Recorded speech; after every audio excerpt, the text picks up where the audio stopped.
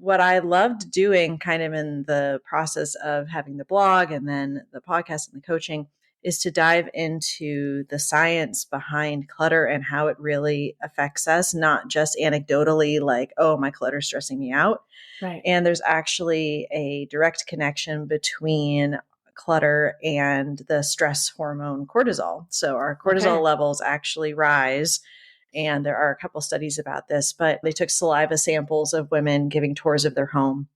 If they described it as cluttered or disorganized, their cortisol levels were actually higher than women that were describing their homes as cozy or organized or whatever. If you want to learn how you can live better with PMDD, this podcast was created for you. This is Mindfulness for PMDD with Diane. I'm Diane, and I'm a registered dietitian and lactation consultant. I'm also a mom, a PMDD warrior, and a trauma-informed mindfulness teacher. And this is where I discuss topics related to PMDD through the lens of mindfulness and meditation, and where I share all about how mindfulness has gotten me to a place of greater peace and acceptance with my PMDD. I also chat with people who have helped and inspired me along the way, so they can share their wisdom with you too. So let's get started.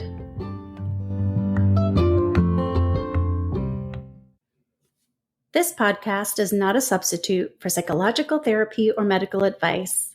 Please take care when listening to this podcast, as some may find certain words or subjects triggering or difficult to hear. Take only what serves you and leave the rest behind. Around the same time I was diving into mindfulness, I also began experimenting with minimalism, and quickly I discovered a lot of similarities between the two. Mindfulness is about bringing your attention to your present moment experience and accepting what you find with kindness and without judgment, having compassion for ourselves in our struggles, stretching without striving, not giving in and giving up, but accepting our current reality and rediscovering our values in order to move forward in a way that's more fulfilling and brings us less stress and more peace and ease. In minimalism, we are making space by removing those things and thoughts and quote-unquote obligations that give us stress. And instead, we focus on bringing forward the things that are important to us and allow us to show up in our lives the way we want to live now in this season of life. I cannot help but see the connections between minimalism and mindfulness, and I want to share some of that with you. But first, I want to remind you that if you want to learn more about Live Better with Mindfulness for PMDD, the 3-month program I created to help PMDDers like you and myself to work through the difficult thoughts and feelings that come up when you have PMDD, I invite you to go to the link in the show notes to book a chat with me, or if you're on Instagram, you can DM me and learn more or reach out. So today I'm chatting with someone who knows a lot about minimalism and simple living. Emily McDermott is a wife, mother of 2 energetic boys, and simplicity seeker. She's also the host of the top 1% globally ranked podcast, Moms Overcoming Overwhelm, where she helps moms declutter their homes, heads, and hearts.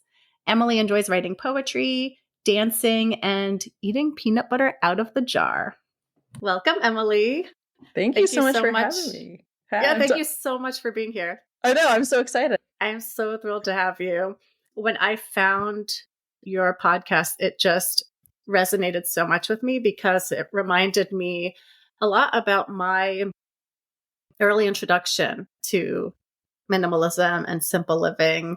So back in, well, I guess when I became a mom in 2017, it felt kind of like this perfect storm. A lot of things were happening at once. So I became a mom and simultaneously developed PTSD.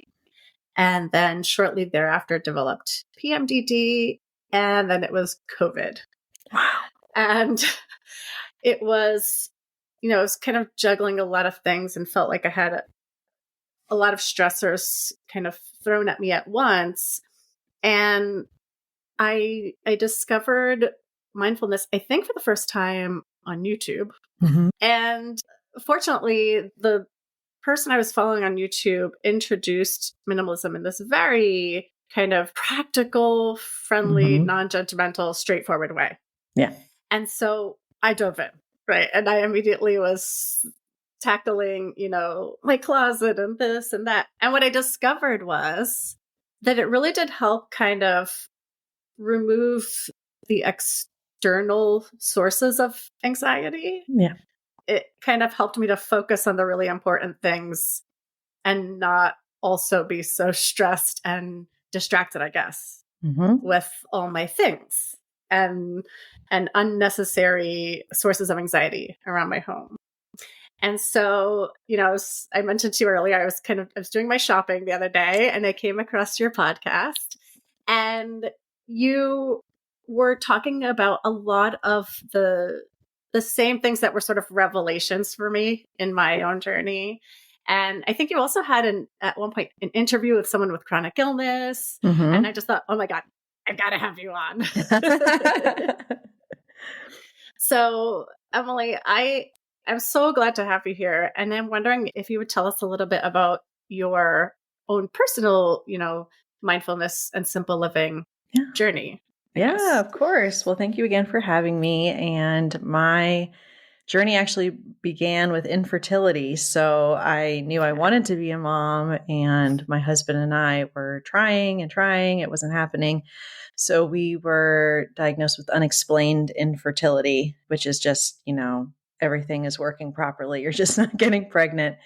And at the time, I was working full time. I was kind of saying yes to everything asked of me. I am definitely a chronic people pleaser. I don't like to disappoint people. So I was like putting a lot on my plate. And I found out about minimalism actually through a habits course that I was taking through Leo Babauta. He's at Zen Habits.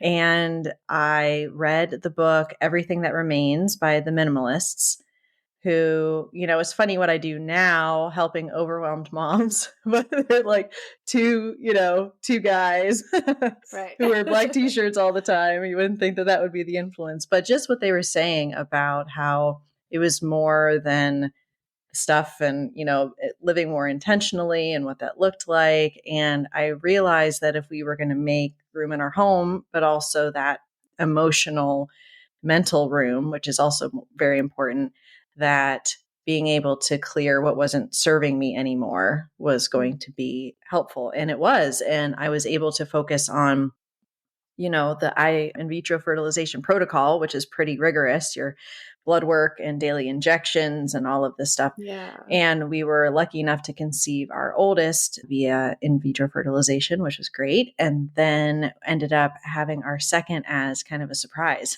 baby. Oh, wow. So we didn't have any medical intervention for him. We had embryos, but we didn't need them. And so then it was having 2 under 2. And I had postpartum anxiety. And for me, it was more like the amount of decisions, just I had sort of that foundation of simplicity and minimalism, which was great, but it was more like the decision fatigue that was setting in from having 2 under 2 and just like what we were doing and the decisions to be made. And so then I became kind of like ruthlessly eliminating the decisions that no longer helped me or served me. And so, in all seasons of motherhood, as I told you before we started recording, I thought that I had PMDD. I think I'm just a highly sensitive person and I need to adjust certain things about my self-care and what I'm taking on, and recognizing the stimulus in my visual and tactile environment really impacts me. So that has been an issue in my motherhood as far as dealing with anger and dealing with control issues, all that fun stuff that we talk to our therapists about, right? Yes. So that's a little bit about how I got here. I started blogging and then started the podcast. And so now I'm helping overwhelmed moms declutter their homes, heads, and hearts, since it's not just the physical stuff, it's also that emotional, mental stuff as well.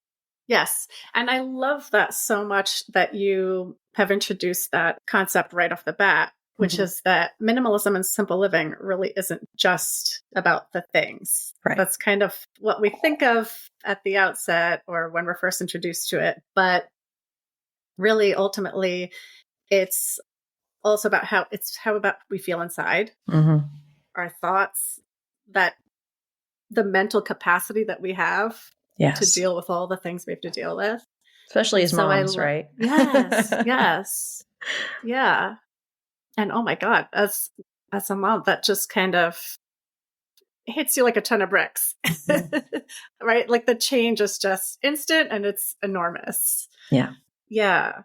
So, I mean, you just mentioned that you work with moms, helping them with both their physical clutter, but also their mental clutter. You talked about your personal journey. And so you also have a decluttering coaching service. Is that right? Yeah. And a Facebook group related to that, and a top 1% globally ranked podcast. And that's called Moms Overcoming Overwhelm. Yes. So can you share, and I think you've already started to touch on it, but between your personal experience and then also now working with moms, what are you learning or what have you learned about the connection between clutter and anxiety and stress? Yeah. Well, anytime I have someone new join the group or I connect with a mom, they talk about how the stuff in their home is stressing them out. It's just overwhelming, just the sheer amount. And then, of course, when you have kids, they come with their own stuff, regardless of what age. You know, my boys are 7 and almost 6, and we're kind of well into the Lego phase. And so, you know, Legos all over the house. And I've learned to embrace it. But what I loved doing kind of in the process of having the blog and then the podcast and the coaching is to dive into the science behind clutter and how it really affects us, not just anecdotally like, oh, my clutter's stressing me out. Right. And there's actually a direct connection between clutter and the stress hormone cortisol. So our cortisol levels actually rise. And there are a couple studies about this, but they took saliva samples of women giving tours of their home. If they described it as cluttered or disorganized, their cortisol levels were actually higher than women that were describing their homes as cozy or organized or whatever. And also the husbands, sorry guys, but the husbands did not have the same rise in cortisol levels. Okay. Which is pretty fascinating. So also when you think about anxiety, sometimes I think about the impact on my focus and my attention and being able to like just do something without distraction, because that can cause me a lot of anxiety if I feel scattered. Yes. And our brains actually register clutter as like undone tasks, right? Yes. So we're looking around. It's like, oh, I see my laundry basket. You know, I have to fold the laundry. I need to sign that form. I need to put that away. And when you just think about our vision and what's in our visual field, if it is really cluttered, then our brain is not able to focus, and it actually impacts our focus, of course, but also our short-term memory. And so there have been some interesting studies about that. But also tactile. And I mentioned as a highly sensitive person, I'm just very impacted by, you know, touch and so forth. But also for our children, they're learning so much through their senses. And so if they are in their playroom or toy room and they're just dumping everything out and going on to the next thing, and we think, oh my gosh, our kids are bored, we have to get them more toys. They're just overwhelmed. They're overstimulated by all of the stuff. So it impacts our family, it impacts us. And yeah, I mean, I know for me, being able to remove the excess, you don't also have that mental inventory of thinking of all of the stuff that you have to keep track of. Like think about clothing switch outs for the season for your kids. Like if you had like 5 bins of clothes between summer and winter, you're going to be spending a ton of time. Whereas for me, my kids usually have like 5 to 10 pairs of pants or shirts. And so it's really easy to do that switch out. I don't have all this mental inventory. So I think just kind of those are just some of the ways that clutter impacts our focus, our anxiety levels, our stress. And in my experience, less stuff leads to less mental clutter, then also makes you feel less stressed. So it's a win-win-win. Yes. Oh, I love that. Yes. Less stuff leads to less mental clutter. And that therefore helps bring down our stress. And as we were talking just now, so many bells are going off in my head because firstly, I love kind of the science backup that you found. And that made me think long before any of these things ever happened to me. I remember when I would have to prepare for an exam or a project or something, let's say for school, I often would have to clean my room first. And it wasn't a matter of procrastination. It was, I cannot focus until this space feels calmer. And now in my journey with PMDD, I have really kind of brought the minimalism way down in our home. And it's because as I do more and more, what I'm finding is literally being able to see more space and have more space and feel like I can walk through my home freely without crashing into a million things actually makes me feel soothed and peaceful in my home. And so as they're talking, I'm going, yes, yes, yes. But that's so fascinating. Yes. You mentioned the increased cortisol, the women who were describing their homes as being more cluttered. And what I love about this and what I'm thinking about it in terms of like the connection to PMDD is we also know from research that people with PMDD in the luteal phase are actually more sensitive to stress, meaning that it takes less for us to be stressed and it's harder to kind of come back from that stress. And so that's why stress management is so important because you're already very, very much more sensitive in the luteal phase. So to see that, like, you can literally point to this research and show how reducing your physical and mental clutter can help bring down your stress levels, the levels of your stress hormones, is just so fascinating. I want to ask you too, because you've brought it up a little bit, and I know this is something else that you talk a lot, decision making. You had mentioned that before, and you mentioned it also in terms of in relation to motherhood, as well as our clutter. So can you touch a little bit more on decision making and decision fatigue? Yeah. Yes, decision fatigue. So we don't think that our stuff is harming us, but we talked a little bit about how it impacts stress and anxiety.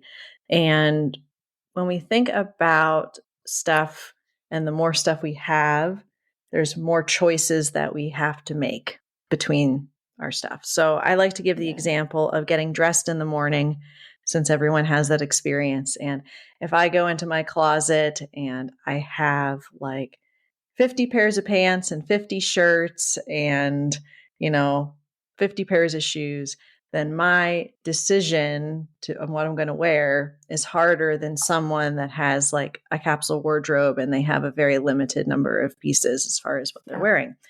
And we have decisions going on, right? From the moment we open our eyes in the morning, what we're wearing, what we're eating, what our kids are eating, what they're wearing, what they're doing. And I think that the average is that we make 35,000 decisions a day, but I always say that it's more for parents because we make decisions on behalf of our kids. So we like to have choice. We're so exhausted. I know. We like to have a certain amount of choice. So if we, went to a restaurant and they had like 2 things to eat, we'd be pretty annoyed probably. But then I always like to talk about the Cheesecake Factory, that you have like this like novel for your menu and it's too much choice. There's actually something called choice overload. So like at a certain point we want to have choice, but then if there's too many choices, we get overwhelmed by those choices. And then when you're having to make a decision, sometimes we avoid the decision altogether. We have analysis paralysis, that we can't figure out what we want, or we're worried about having buyer's remorse if we're like buying something. I talk about like getting socks for my kids, and my grandmother would go to like the one store to get socks for her kids. So we go on Amazon and we read like 50 reviews, and then like one says 5 stars, one says 1 star, and 2 hours later our kids still don't have socks, because we've gone down this rabbit hole of like Amazon reviews, and the number of choices is just too much for us. Like my boys say, "Mommy, I want to watch the show where the dinosaurs go into space." And I'm like, "What streaming service? Like what?" We have like 5, 6 different streaming services, all of these choices for like what our kids watch. And we have to find like the one show with like the dinosaurs up in space. Like, I don't know. So it's so true. All of it leads to decision fatigue, which is the deteriorating quality of our decisions over the course of the day. And so when we are about to go to bed at night, if you have your spouse or partner and they're like, "I want to talk to you about the taxes or this upcoming trip and the logistics," like we're going to Disney soon, so this is on my mind. And I'm just like, "No, I'm done for the day. Like I've made all the decisions I want to make on behalf of myself and everyone else." And so when we're able to have less stuff, we have less choices. And that means we're able to simplify and streamline our decisions, or even remove unnecessary ones. Like I do laundry every day, not because as a family of 4 we have to, but because I don't want to think about it. I want to decide once, I'm doing laundry every day. So I don't wake up and say, "I wonder if I should do laundry. Let me look at the baskets. Are they full? Are they kind of full?" I don't know. I just know I'm doing it. Right. Yeah. So that really helps not only with our anxiety, but also with our energy and our focus. And we want to be able to preserve our energy, especially for women that are dealing with PMDD. You want to be able to make sure that energy is going the right places, because it's so limited at certain times in your cycle. So removing unnecessary decisions is one way to help with that. Yes. For anyone who has a limited capacity for any amount of time, that really becomes the key, is figuring out how to prioritize, how to minimize the number of things you need to take care of and the number of decisions you need to make. You are absolutely right.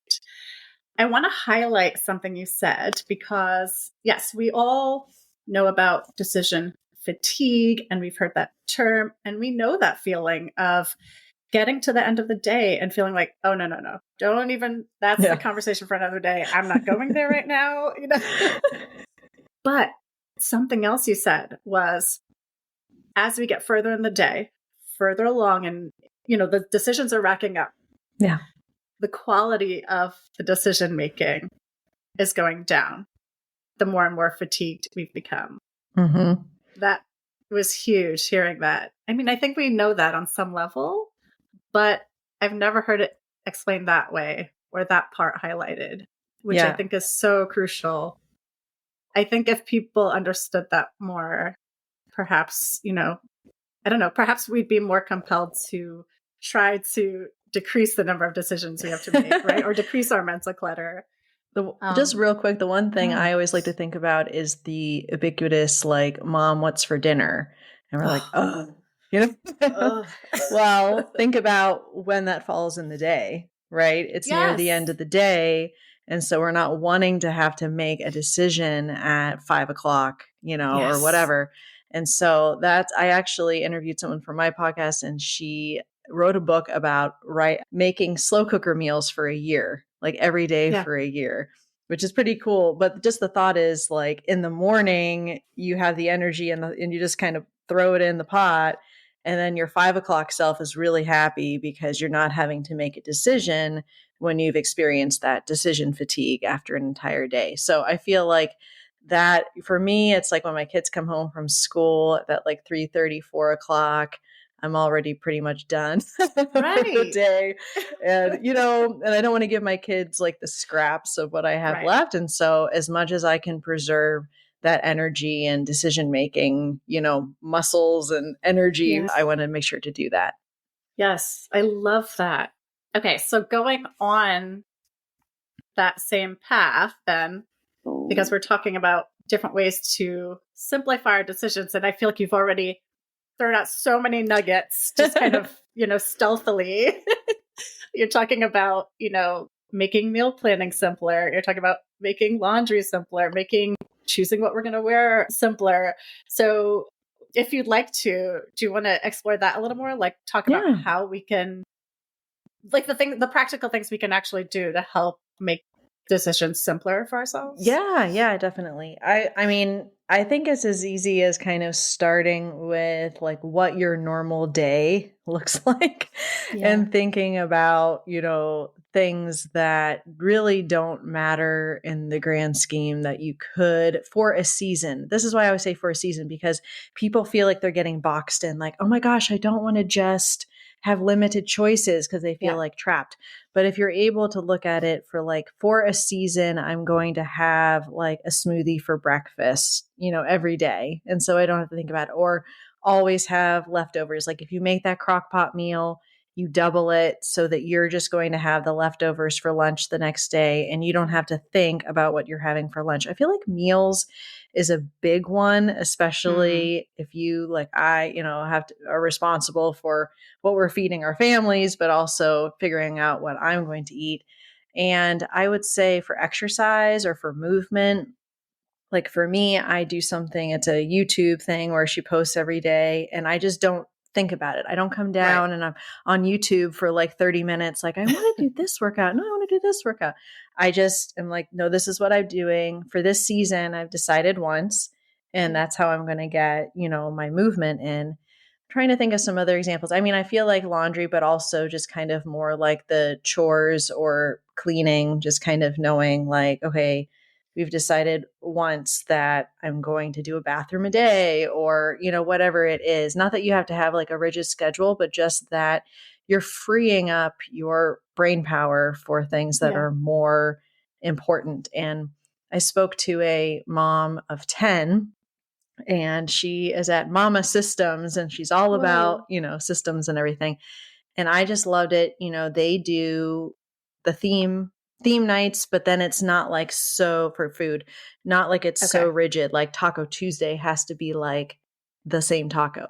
Like it could just mean Mexican food, but then she's decided that in advance, and she has older kids helping, and, they just like decided we're okay being quote unquote boring because it makes our lives easier.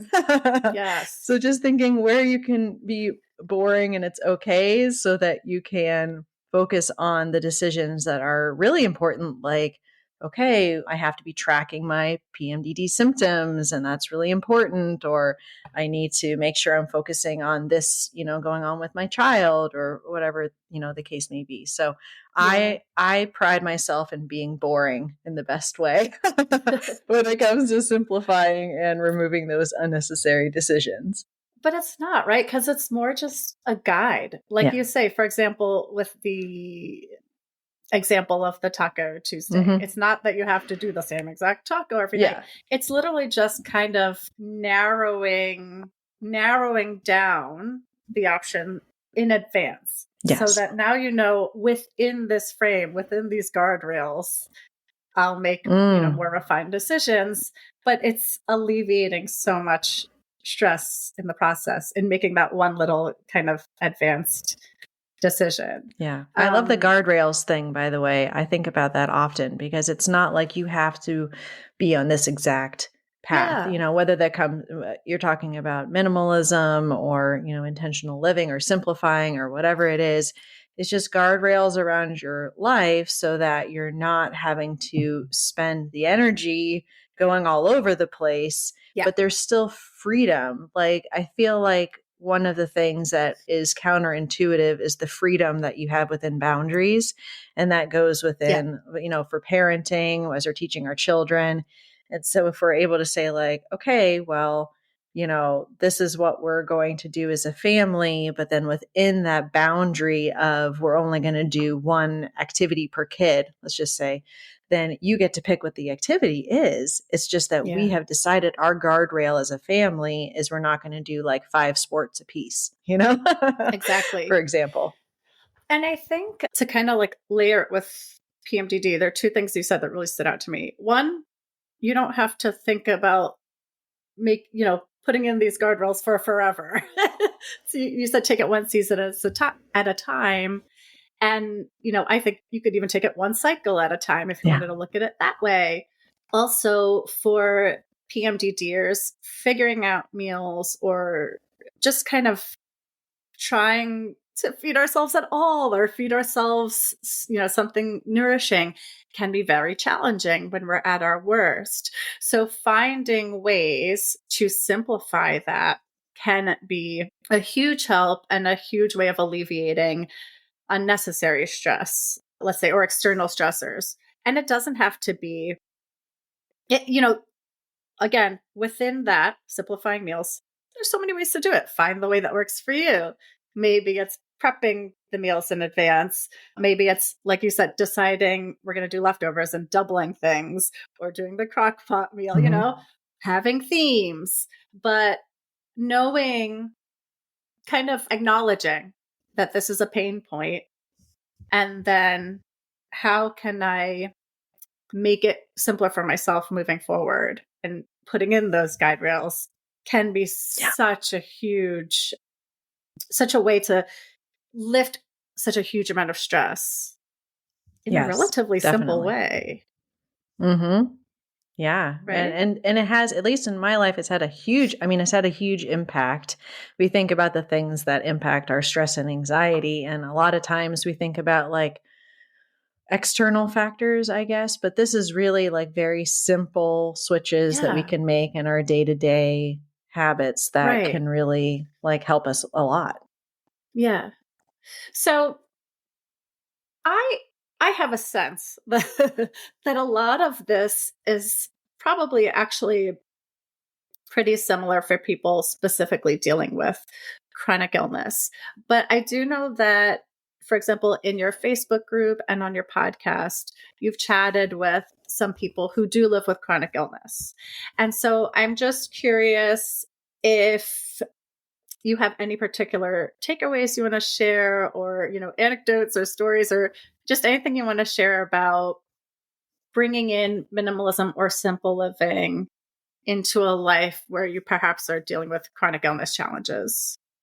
Yeah, sure. So I would say I definitely know people that have chronic illness that have benefited from a decluttered and more minimal life. And part of that has to do with, depending on the type of chronic illness, just sort of the energy that's required to manage all of our stuff. Because we don't think about, our stuff taking up our time, but it also takes up our energy, a great deal of energy to be able to find it, to manage it, to clean it, or to clean around it. And so just having less stuff also makes it easier for us to move within our home and just, physically speaking. But also, I would say it really helps with like the mental burden, like we've talked about a little bit, that can already be really high for someone with a chronic illness because they're having something constantly going on in their lives and they don't need added like mental burden on their lives. Yeah. And so it's really like that, reducing the excess decisions, reducing the excess stuff. You're able to free up that mental capacity to deal with other things. And I always, in our Facebook group, we do challenges that are 15 minutes a day or less. And if it's 5 or 10 minutes, that's fine. Because a lot of times with a chronic illness, you don't have the energy to be like, oh, I can declutter my house for a whole weekend. Like people don't have that time anyway, but especially with a chronic illness, you probably don't have the energy to be sustaining that for a long time. Yes. So just remembering everything counts, everything adds up, and just having kind of those small steps. And I recommend starting in the unemotional, unsentimental areas like your car, your bathroom, your linen closet, your laundry room, your fridge. Like you get rid of moldy food. It counts as decluttering in my book. So making it easy for yourself to have those quick wins as you're going through the decluttering and simplifying process. Oh, I love that so much because you're right. When you develop a chronic illness, it is now this other thing that you're maintaining constantly, day in, day out, moment to moment. And particularly if you are, let's say, early in your journey or in survival mode or in a flare or whatever it is, that's now like your full-time job in addition to all your other full-time jobs, right? Whatever work you're doing, your home, your children. And so, yes, on top of that, we may have very reduced capacity. Now, it's even more of a burden to have this extra physical and mental clutter to manage. And so I also like that you said, we don't have to be overwhelmed and sort of try to tackle it all at once. You can tackle it 5 minutes at a time. You can tackle that one drawer or space that, really doesn't carry anything very sentimental in it and is quite easy to get through. And I love that so much because I have felt myself the impact of just doing 5 minutes or 15 minutes or just doing one small space at a time. And I think that's, whether we have chronic illness or not, I think that this is a very common thing people go through when they're getting started. So do you want to talk to that a little bit about the impact of these small, easy changes? Yeah, definitely. So the women that join my group, of course, they're overwhelmed. Hence the name, right? Moms overcoming overwhelm. And it's hard for them to think about having anything else on their plate to do, right? So when I'm able to say, okay, first of all, we're going to start in those unemotional areas where most of the things you're going to find are trash or things that just need to be relocated to their home, or, maybe some things that that you want to keep. We're not dealing with like those agonizing decisions. And you can actually make quite a big impact in these small contained spaces in a short amount of time. Using the car as an example, which is where I recommend people start, that is mostly trash, things that need to be, returned to the store or returned to your home, but you're maybe in your car a lot. And so you're able to enjoy the benefits of cleaning and, decluttering that small space. And then you have that like, oh, wow, I want to move on to the next area and the next area. And so when you can see the impact of that, it really helps. That's why I don't recommend that people start with their clothes and take everything out of their closet and dump it on their bed, because then you lose steam, you lose energy, or maybe your kid wakes up from their nap early and then you have this pile of stuff on your bed. So we want to just start in kind of those small, manageable chunks and in those unemotional areas. And that's really going to help us get the momentum, but also I talk about decision-making muscles. Like if I weight train, I'm not going to start with the 50-pound weight of the super sentimental things. I'm going to start with the really easy stuff and then build my decision-making muscles, because that's what decluttering is. It's making decisions, right? Yeah. About what we're keeping and what we're letting go. So yeah, that's usually how I recommend they go about it. And people are able to see huge differences in just a short amount of time, which is great. I love that so much. Speaking of small changes, I think I mentioned to you yesterday, I heard on a recent podcast of yours, you talked about, tell me if I get the song. I think it was called like the 60-1 rule in aviation, or it was about a 1% shift. And you were talking about how your dad's a recreational flyer. Would you be able to share with us? Yeah. Would you be able to share with us a little bit about this like analogy that you have for small changes? Yeah. So I actually chose for my 2024 phrase of the year, 1% change, 1% better. And the reason is that there are huge impacts that can be made from these 1% or 1 degree shifts. And so in aviation, there is a rule, and it's actually called the 1 in 60 rule, but I'm not a flyer. So I don't know the technical terms very well, but what it means is that if a plane is off course by 1 degree, then after 60 miles going in that direction, they're going to be a mile away from the place that they were intended to go. So it's all about course correction and kind of looking at it a slightly different way. If we're wanting to go a certain direction, just doing a 1 degree shift as often as we can going in the right direction, whether that be every day or every week, that will help get us closer to where we want to go. And I love this book called Tiny Habits by BJ Fogg. Yes. And he was talking about how he wanted to create a habit of flossing his teeth. And he started with one tooth. And most people think that getting the floss out and flossing one tooth is kind of like pointless, right? But for him, he wanted to starting small, right, with the 1, and then the next day 2, and the next day 3. And that's the way he was able to form that habit, because you have to make it so easy you can't say no to these things. So if you, like me, you struggle with drinking water, maybe you're starting with that 1 glass of water and you add like an ounce of water the next day. Just having these very small 1 degree shifts can really help us, whether it comes to decluttering or simplifying or any of these habits that we want to adopt. And that's why it really helps me not to get so overwhelmed, because I don't have to be from point A to Z right away. I can, go from that point A to B, and that's okay. Yep. Oh, I love that so much. I feel like I'm going to start using that 1 in 60 rule for everything. I'm mindful of the time, and I want to give you, a chance to talk about what you have going on and how people can find you. But I also want to give you a chance to talk about your personal, I think you call them like 5 non-negotiable habits. So maybe if you have like 1 or 2 of your habits that you really want to, talk about the impact of, I invite you to do that. And then if you'd like to talk about what you have going on and how people can find you, we can wrap up that way.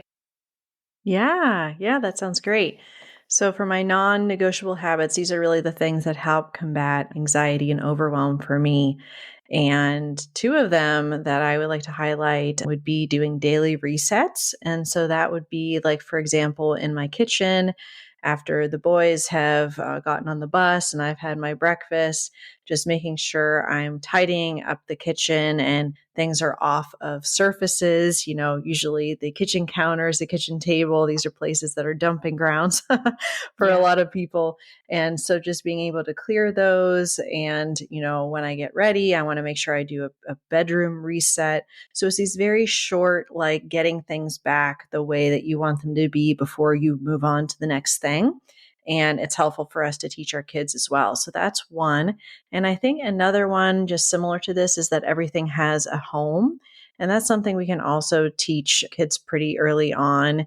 They have their stuffies. And so we can say, okay, where does Mr. Bear live? Mr. Bear lives on your bed. But it also works for us too, just making sure that having less inventory and less stuff helps us with this, but making sure everything has a home. And so that way, if you are looking to get something new, you're asking yourself, well, where is it going to live? Like, where is its home going to be so that we're able to actually use it? So those would be, I think, 2 of the habits I would mention. And I'm going to make it real easy for your listeners. If they go and find me wherever they're listening to you, they can find me at Moms Overcoming Overwhelm, my podcast. And then that links to my Facebook group where we do decluttering challenges, information about my coaching. And so you can find everything over there. Oh, that's wonderful. And Emily, I will also add that you shared with me a bunch of great links that I will be including in the show notes as well. So if you're listening, and you can head over to the show notes to link back to Emily's Facebook group and all the other good stuff. I will mention real quickly, when I was really in the thick of it with survival mode, I definitely developed a routine and a reset habit because I did find that that was crucial to getting through every day. So I think for me, it was like every morning I emptied the dishwasher, did something related to laundry. So either put a load in or fold a dried load and make the beds. I'm not even a bed making person, but I found that doing that kicked off. Yeah, I found that doing it kicked off this like domino effect where once I did that, I maybe took the water cup out of the room and some trash and threw it in the bin. And it helped keep things pretty tidy. And then, reset to this day. I won't go to bed without making sure that everything pertaining to food is handled, the dishwasher's turned on, the dining room table is cleared off, because it helps me to wake up and come into a kitchen and a living room that don't stress me out first thing in the morning. So I really like that tip about having routines and resets. Yeah, I know there's a book about making your bed first thing in the morning and how that really does kick off every other healthy habit in your day. So I think that's great. Yeah. So, Emily, it has been an honor and a privilege to have you here. I truly was so excited when I found your podcast and just became an instant fan. I love all the really great work you're doing. So thank you very, very much for making the time and joining me here today. Yeah, thank you so much for having me, Diane.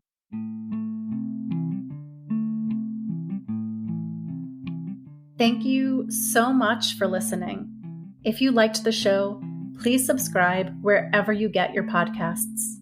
For links to everything mentioned in this episode, you can check out the show notes. And you can find me, Diane de Jesus, on Instagram at Mindfulness for PMDD. Now, I invite you to pause, take a breath, and look around.